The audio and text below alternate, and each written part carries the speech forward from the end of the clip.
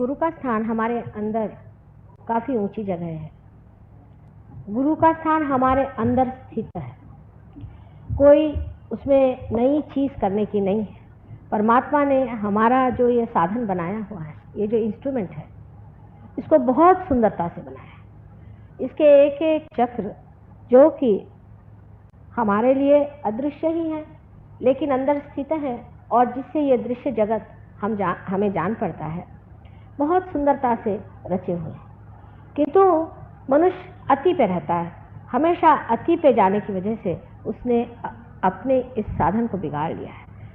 उसी प्रकार गुरु का जो स्थान है उसे भी मनुष्य ने बुरी तरह से बिगाड़ लिया। अभी गुरु का स्थान हमारे अंदर इस पूरी जगह या प्रांत में है, इस पूरे देश में गुरु का स्थान है। पेट के अंदर चारों तरफ नाभि चक्र से जुड़ा हुआ। नाभि चक्र पे मैंने एक दिन पहले बात की थी, जिसमें मैंने विष्णु की शक्ति का वर्णन किया था और विष्णु की शक्ति के ही कारण आज आप अमीबा से इंसान बने हैं और उसी शक्ति के कारण आप इंसान से अति मानव बनने वाले हैं। अब ये जो गुरु की शक्ति हमारे अंदर परमात्मा ने पहले ही से स्थित की हुई है, इसके लिए अनेक गुरुओं के अपने अंदर अवतरण हुए हैं। अब पहले हम लोग देखें कि गुरु तत्व बना कैसे, इसको समझना चाहिए कि गुरु तत्व अनादि है और वो कैसा बनाया गया। हमारे अंदर तीन शक्तियां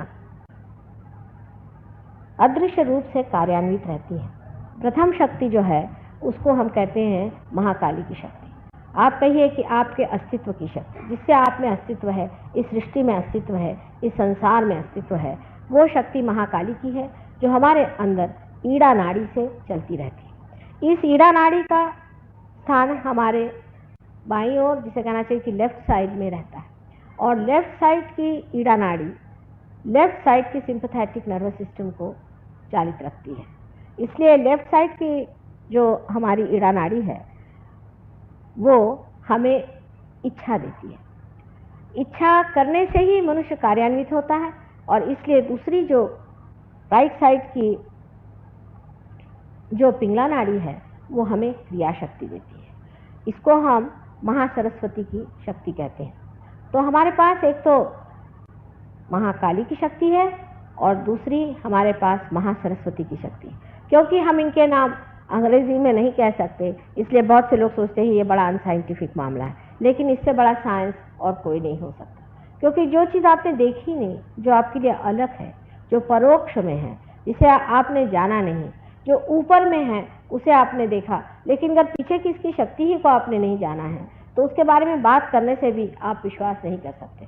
लेकिन सहयोग में जब कुंडलिनी जागरूक हो जाती है और जब कुंडलिनी ऊपर की ओर उठने लग जाती है, तब आप देख सकते हैं कि ये दोनों नाड़ियों के असंतुलन आदि अनेक दोषों के कारण कुंडलिनी किस तरह से रुक जाती है, फिर किस तरह से उसे संतुलन देना पड़ता है। ये दोनों शक्तियाँ एक और तीसरी शक्तियों से प्लावित हैं, जो कि महत्वपूर्ण है और जो ही हमारी कमाई है। आज हमारी मानव चेतना जिस स्तर पे पहुंची है, ये हमारी तीसरी शक्ति की द्योतक है। ये महालक्ष्मी की शक्ति है।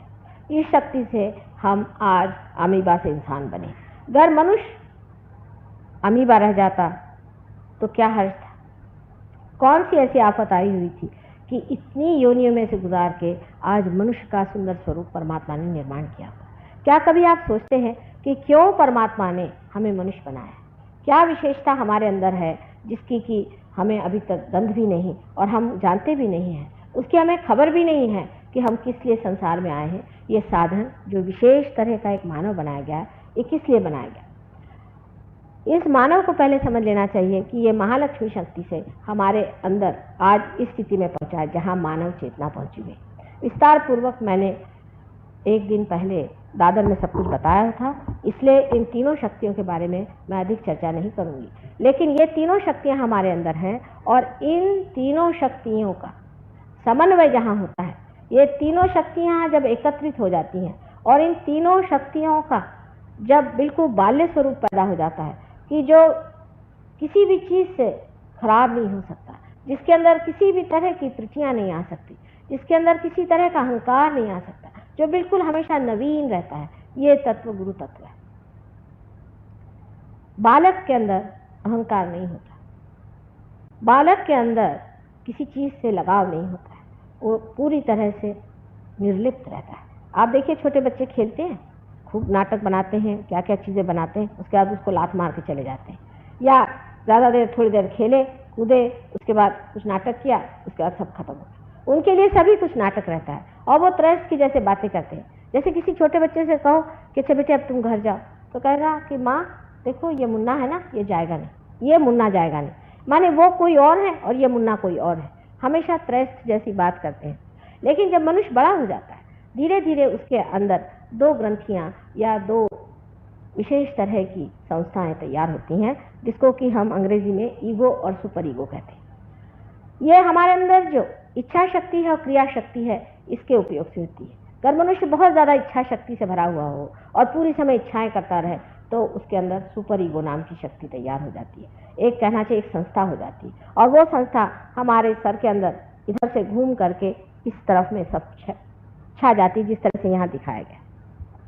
दूसरी संस्था हमारे अंदर क्रिया शक्ति से पैदा होती है, जिसे हम लोग अहंकार कहते हैं और अंग्रेजी में ईगो कहते हैं। ये हर इंसान में, जो इंसान कोई सा भी कार्य करता है, उसके अंदर पैदा हो जाती है।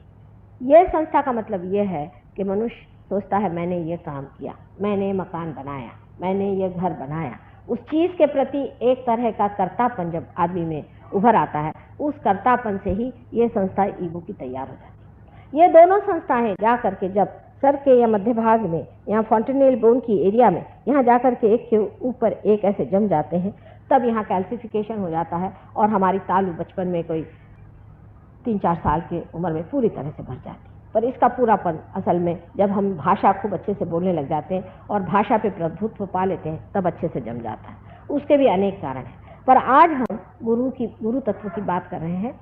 अब गुरु तत्व जो है, ये इन तीनों शक्तियाँ, महाकाली, महालक्ष्मी, महासरस्वती, इन तीनों शक्तियों का समन्वय है, और ये एकदम नूतन स्वरूप हमारे अंदर परमात्मा ने समाये हुए।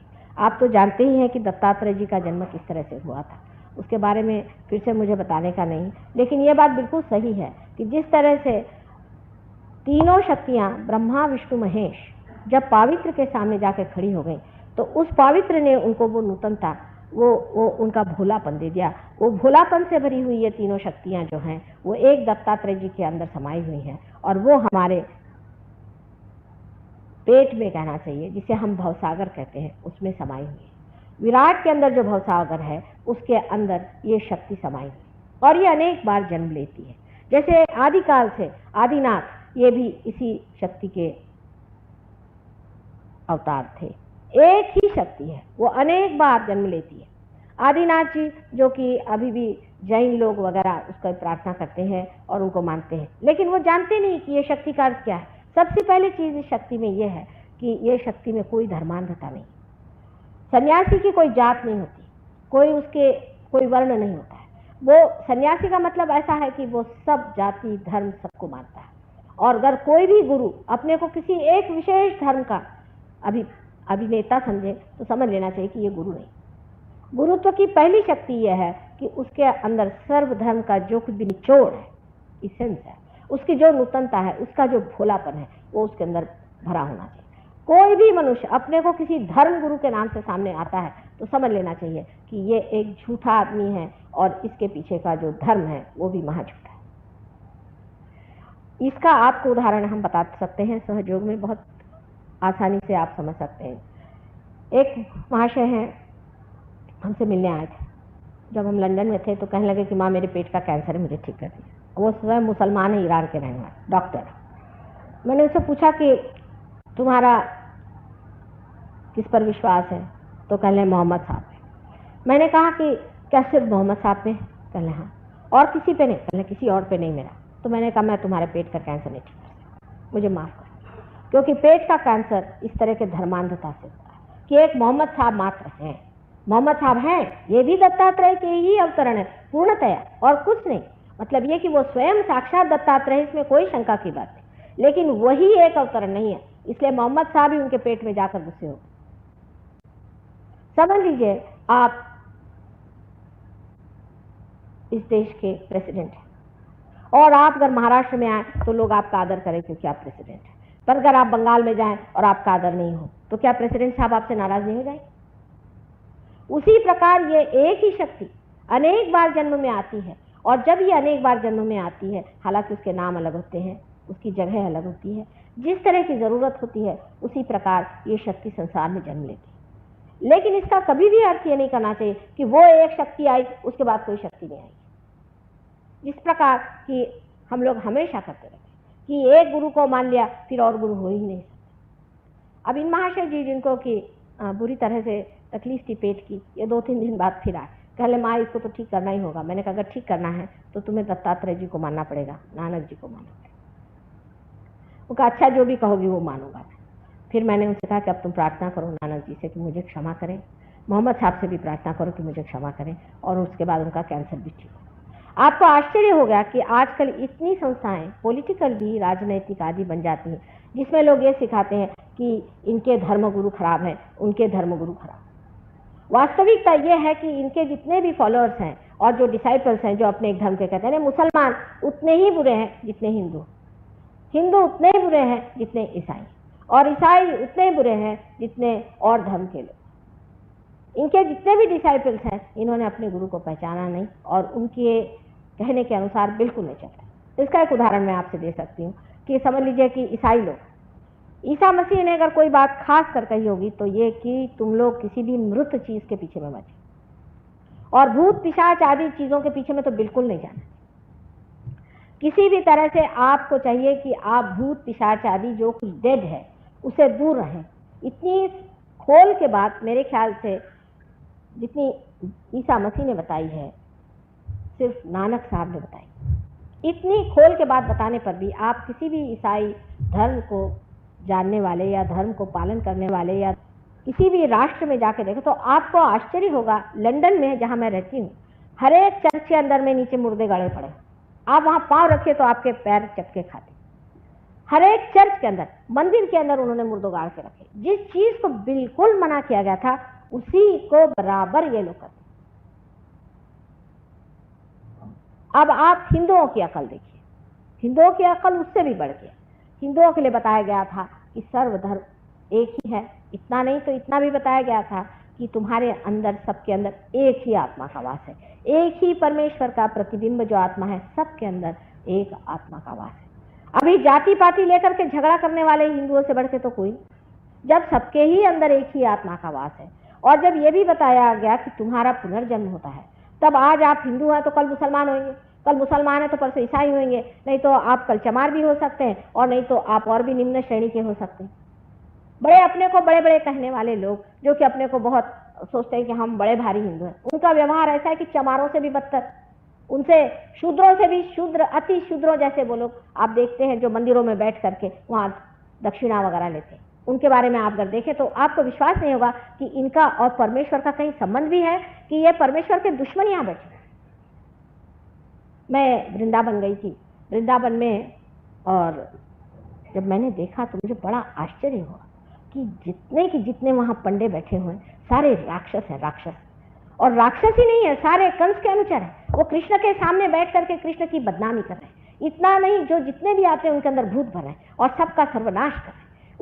उन मंदिरों में से और उन सुंदर जगहों में से कृष्ण स्वयं उठ गए हैं, वो वहाँ रहना ही नहीं चाहते, ऐसी गंदी जगह। और आप आंखों से देखते हैं कि आपको रात दिन लूट रहे हैं, आपके साथ इतनी ज्यादती कर रहे हैं, आपको इतना झूठ बता रहे हैं, गांजा और क्या क्या ये चीजें होती हैं वहाँ बेचते हैं, औरतों को बेचते हैं, जेवर चुराते हैं। कोई चीज उन्होंने छोड़ी नहीं, तो भी हम उनको महागुरु समझ करके सब उनके चरणों में चले जाते। आपने ये सब काम किए, लेकिन आपके बच्चे काम नहीं करने वाले। इसका दुष्परिणाम एक ही होने वाला है। वो दुष्परिणाम ये है कि आपके बच्चे कहेंगे कि ये परमात्मा कोई चीज नहीं, ये सब झूठ बात है, ये एक ढकोसला है। इसका परिणाम अनेक देशों में हुआ है। जैसे हमारे एक शिष्य हैं और वो अल्जीरिया के रहने वाले मुसलमान हैं। वो जब लंदन आए, लंदन में वो हमारे पास आए तो उन्होंने कहा कि माँ मेरा तो विश्वास ही नहीं भगवान। हमारे यहाँ जितने यंग लोग हैं जो पढ़े लिखे हैं, डॉक्टर्स हैं, आर्किटेक्ट्स हैं, वकील हैं, उनका कोई विश्वास परमात्मा पे नहीं। वो कहते हैं ये सब फेनेटिसिज्म है, सब झूठ है, ये पैसा कमाने के धंधे, और ये सारी संस्था ही बिल्कुल गलत है। उसके बाद जैसा कि सहयोग का एक बड़ा भारी वरदान रहता है, वो एकदम से पार हो गया। पार होने के बाद वो सहयोग में जम गए। उन्होंने 500 लड़कों को पार करा और उनका परमेश्वर पे विश्वास बिल्कुल दृढ़ करा दिया। क्योंकि जब आप एक एक्सट्रीम से, एक अति से दूसरे अति पे जाते हैं, तभी बीचों बीच ये गुरु तत्व आपको पकड़ लेता है। गुरु का मतलब वो होता है कि जो आपको घसीट ले, खींच ले, आकर्षण कर। लेकिन आजकल के गुरु जो आपको आकर्षित करते हैं वो अनेक नानाविध ऐसी ऐसी चीजों से करते हैं कि आप लोगों पे आश्चर्य होता है कि आप ऐसे गुरु लोगों को क्यों मानते। ये तो कम से कम जानना चाहिए कि गुरु के अंदर कुछ न कुछ बेसिकली, जिसे कहना चाहिए मूलतः, उसमें कोई विशेषता होनी चाहिए। गुरु का मतलब है आपसे ऊंचे उठे हुए आदमी, आपसे एक ऊंची दशा में पहुंचे हुए आदमी। आपसे जो निम्न स्तर पे है वो आपके गुरु कैसे हो सकते? जो आदमी पैसा खाता है आपसे, आपके पैसे पे जीता है, जो एक पैरासाइट है। आप कभी किसी के यहाँ जा करके मुफ्त रहेंगे, मुफ्त खाना खाएंगे? जो आदमी जिंदगी भर यही करता आया, वो आदमी आपका गुरु कैसे हो सकता है? वो आपका आश्रित हो सकता है, नौकर हो सकता है। वो आपका गुरु कैसे हो सकता है जिसने जिंदगी भर कोई काम धंधा नहीं किया और सिवाय आपसे पैसा लेकर के उस पर जीता रहा? इस तरह के पैरासाइट आप सुबह से शाम तक पालते रहते हैं और उनके गुरु मान्यता मान करके और उनके लिए दुनिया भर की चीजें आप वहां भेजा करते हैं और उनको पूरी तरह से पूरी करते हैं। यहाँ तक इस चीज का पहुंच गया है मामला कि कुछ कुछ गुरु तो ये है कि अपने को सोने में, तो कभी हीरे में, तो कभी किसी चीज में तौल लेते हैं और वो सारा तौल अपने पास लेकर के कहते हैं कि जो कुछ तुम मुझे दोगे वो तुमको परमात्मा के पास मिलेगा। इस तरह की झूठी बातें अपने समाज में इतनी सुशिक्षित होते हुए भी हम लोग मान लेते हैं। मुझे आश्चर्य आप पे नहीं होता, मुझे ज्यादा आश्चर्य होता है उन परदेशी लोगों पर जो कि अपने को बड़े विद्वान और बड़े डेवलप समझते हैं। इतना गधापंती करते मैंने इन्हें देखा हुआ कि मैं अगर आपको उन लोगों की बातें बताऊं तो आप आश्चर्य पड़ जाएंगे कि इतने हद तक तो आप लोग जाते ही नहीं गुरुओं के मामले में। गुरु पर उनसे कहें तो उनकी विष्ठा भी ये खाने के लिए तैयार रहते हैं। इतनी इन लोगों पे हालत खराब है। तब विचार बनता है कि ये इतने पढ़े लिखे लोग इस तरह से क्यों करते? गुरु तत्व में क्या खराबी आ गई? किस तरह से ये इसको मान लेते हैं? और इसका सीधा सरल, बिल्कुल बहुत ही सरल उत्तर ये है कि ये लोग गुरु तो नहीं है, लेकिन ये हिप्नोटाइज करते हैं। इनमें हिप्नोसिस की पावर होती है जिससे आदमी को हिप्नोटाइज कर देते हैं। हिप्नोटाइज करने से आदमी की बुद्धि सारी नष्ट होकर के वो पूरी तरह से इसमें बहता चला जाता है। ऐसे अनेक गुरु इस कलयुग में पैदा हुए। उसमें से कुछ कुछ तो परले दर्जे के राक्षस हैं जिनको कहने एक बार देवी ने मारा हुआ, फिर से वापस आ गए। और ये राक्षस लोग सारी राक्षसी वृत्तियां, सारी अनैतिकता, हर तरह की चीज आपको सिखाते हैं और आप मुंह बाहे देखते रहते कि क्या मेरे लिए प्रचंड पंडित प्रकांड बिल्कुल वेदांत सुना रहे। गुरु के जो गुण हैं उसमें से पहला गुण यह है कि वो आपके पैसे और आपके धन को ठोकरों पे रखता है। उसके आपके कोई चीज की उसको परवाह नहीं, आप उसको बांध नहीं सकते। वो अपना लहर से चलता है। उसका मन हो तो आपसे बात करेगा, नहीं तो नहीं। आपके आगे पीछे दौड़ने वाला वो नहीं, क्योंकि मैं आपकी माँ हूं, मैं आपको समझाती हूँ और मैं आपसे समझाती हूँ कि बेटे अपने अंदर के गुरु को जानो, अपने रुख पहचानो। लेकिन जो जो मुझे मिले हैं बड़े पहुंचे, वो तो कहते हैं कि इन गधों को 50 गालियां सुनाते, माँ तुम क्यों रियलाइजेशन दे, इनको मरने दो थोड़े दिन, इनको ये होने दो। उनके तो वृत्ति ही इतनी अलग है। हाथ में वो लोग एक एक बड़ा बड़ा डंडा, नहीं तो चिमटा लेके बैठते और या तो पत्थर लेके बैठते। कोई आदमी उनके पास आए तो उसको पत्थरों से मांगते हैं, भगो यहाँ से, यहाँ कुछ नहीं मिलने वाला। माँ की दृष्टि और होती है और गुरु की दृष्टि और होती है। और माँ को गुरु जब बनना पड़ता है तो बड़ी परेशानी की बात है। फिर हृदय तो इतना भरा रहता है करुणा से और इतना साद्र हृदय रहता है, ये निर्वाज्य बिल्कुल जो प्यार बहा जा रहा है वो देने के लिए माँ इतनी तड़पती रहती है। और उधर गुरुता की वजह से आपके साथ थोड़ा सा डिसिप्लिन भी करना पड़ता है, आपको बताना भी पड़ता है कि बेटा ये गलत बात है। वो कहते भी तकलीफ होती है पर करना ही पड़ता है। ये गुरु तत्व आपके अंदर है, इसका आपने अनेक बार अपमान किया हुआ है, आपके अंदर बसा हुआ है। अब आपको आश्चर्य होगा कि साधारण मनुष्य में भी ये गुरु तत्व किस तरह से कार्यान्वित होता है। जैसे कि आप किसी के घर खाना खाने जाए, अगर आप अच्छे आदमी हैं तो, और अगर आदमी वो दुष्ट प्रकृति का हो या खराब प्रकृति का हो, आप वो खाना पचा नहीं सकते, आपके एकदम उलट जाएगा। आप घर आएंगे कहेंगे बाबा रे बाबा ऐसा पता नहीं क्या था, वहां हालत जी मचलने लग गया।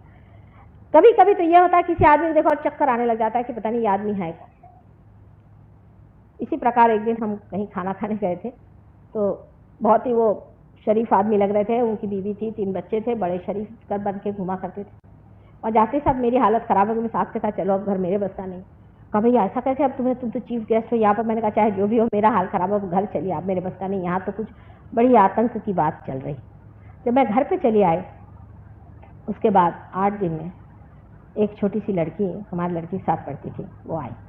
तो मैंने उनसे पूछा, उसका भी नाम वही था जो इस महाशय का था। तो मैंने कहा क्या तुम इन्हें जानती हो? कहले वो तो मेरे पिता है। मैंने कहा तुम्हारे पिता है, फिर तुम्हारी ऐसी दशा क्यों?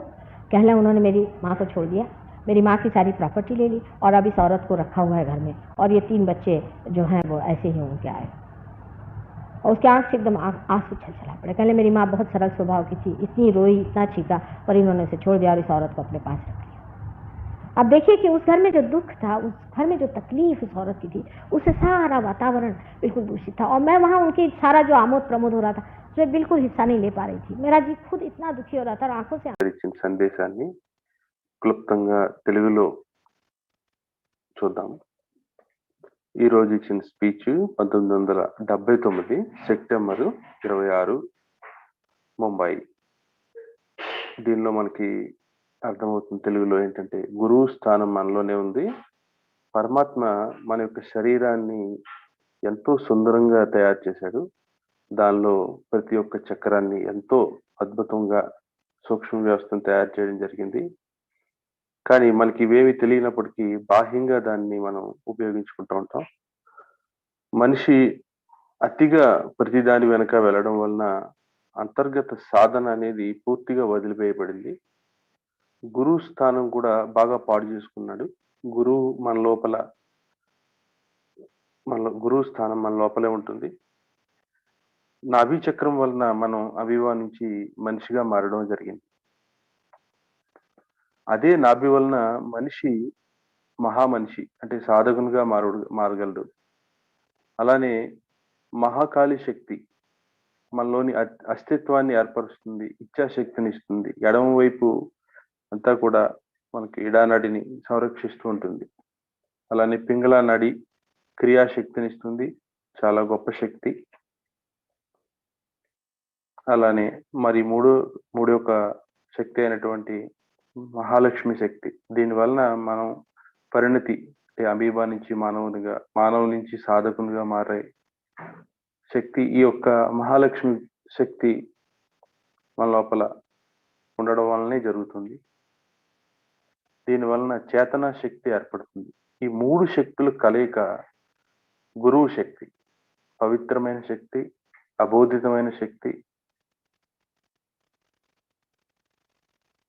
ఇది ఒక చిన్న పిల్లవాని మనస్తత్వం లాగా, దేనికి అటాచ్మెంట్ లేకుండా ఆనందంగా ఉండేటటువంటి గురువు శక్తి. మనిషి ఎక్కువగా ఇచ్ఛలను కలిగి ఉన్నప్పుడు మనలో ప్రతి అహంకారం ఏర్పడుతుంది. మనిషి ఎక్కువగా క్రియాత్మకం అయిపోయినప్పుడు మనలో అహంకారం ఏర్పడుతుంది. ఈ 2 మనలను దైవీ శక్తి నుంచి, అంటే మన తలలోని స్కాల్పికేషన్ అన్నారు, ఆ దైవీ శక్తి నుంచి వేరు చేయడం జరుగుతుంది. మన భవసాగరంలో గురుతత్వం ఉంటుంది. ఈ గురుతత్వం అనేక సార్లు భూమిపైన జన్మ తీసుకుంది. ఒకసారి శ్రీ మాతాజీ గారి దగ్గరికి ఒక ముస్లిం సంబంధించిన గురువు వచ్చి ఉదర సంబంధమైన క్యాన్సర్ ని సరిచేయమని అడిగాడు.